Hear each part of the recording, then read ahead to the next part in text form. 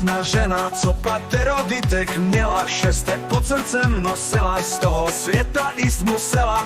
To nejmladší pacholatko po Krchově chodívalo, drobné kvitečka sbíralo. Uslyšelo v hrobě zpívať, malé děťatko kolíbať.